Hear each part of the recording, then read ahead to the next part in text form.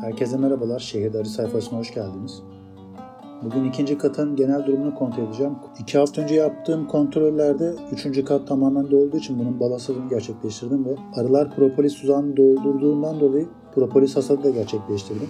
Ama kullandığım kamera GoPro 2 olduğu için ve bunda bazen açılmama gibi durumları olduğundan dolayı bal hasadı yaparken bunun videosunu çekemedim. Sadece Instagram'da paylaştığım fotoğraflar ve bir iki tane video var. Onları göstererek anlatımını yapacağım. 3. katta bulunan 10 çıtanın tamamını aldım. 4 tane çıta alarak toplamda 14 çıtanın hasadını gerçekleştirdim. Toplamda ilk hasattan 30 kilo bal almış olduk bir kovandan. Fotoğrafta görmüş olduğunuz kavanozların bir tanesinin net ağırlığı 1.3 kilo. 2 tane kabın ağırlığı 1,5 kilodan 3 kilo ve en sağda görmüş olduğunuz kapta 1 kilo geldi. Bizim yerimiz kısıtlı olduğu için ve yeterli malzememiz olmadığı için bu balları kavanoza koyup 15 gün oda sıcaklığında ağızlara çekili beklettikten sonra bunların satışını gerçekleştireceğiz ve bir kısmını da kendimize alacağız. Hasat sırasında yaptığım ölçümlere göre balın nem oranı şu an %17 civarında. Bu biraz daha düşecektir. %15 ya da %16 civarlarına gelecektir. Kovanın üstünde görmüş olduğunuz polen tuzağında hasat yaptıktan 3 hafta sonraki halini görüyorsunuz. Yine her zamanki gibi kovanın üstünde bulunan bambuları daha sonra kullanmak üzere toplayacağım. Şu an ikinci katta 9 çıta ve bir bölme tahtası yer almakta. Bana daha rahat bir çalışmalarını sağlaması için bölme tahtasını kovandan çıkartacağım. Bölme tahtasını oraya koymamdaki sebep şu. Orada bir çıtalık boşluk olduğu için arılar oraya bal mum öreceklerdir. Ve ben de bunu istemediğim için oraya bölme tahtası yerleştirdim. Oraya bir çıta verebilirdim, evet doğru, ama o zaman da diğer balların sırlanmasının gecikeceği için bölme tahtası yerleştirdim.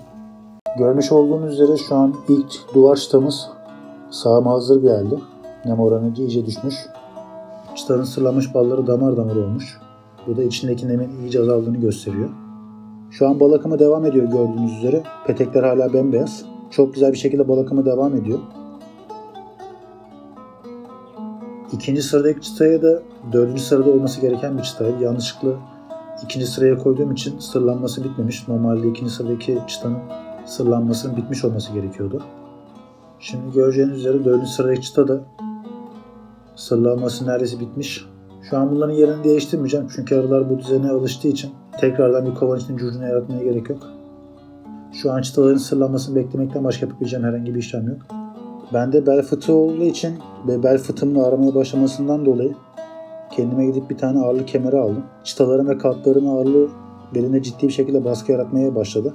Bundan dolayı dayanamayıp gidip bir tane ağırlık kemeri aldım. Üst katın durumu şu an iyi. Tahminimce alt katta da sırlanmış bal, polen ve günlük yavrularla kapalı yavrular mevcut. Arı popülasyon kontrolü işim bittiği için artık popülasyona hiçbir şekilde müdahale etmeyeceğim. Şu an alt kata başka bir popülasyonla ilgili herhangi bir müdahalede bulunmayacağım. Tamamen artık arıya bırakmış vaziyetteyim. Çünkü bal hasadı yaptığımız için artık arının yoğunluğunun biraz azalması gerekiyor. Yoksa hasat için beklettiğimiz sırlanmış balları yemeye başlayacaklar ya da en kötüsü ilk katta bulunan balları tüketecekler. Bunu da istemediğimiz için popülasyonun kendi kendine azalması gerekiyor artık. Bu son sıradaki çıta da balsam yaparken yanlışlıkla kırdığımız bir çıtaydı. Ben bunu arıların düzeltilmeyeceğini görmek için kovana tekrardan vermiştim.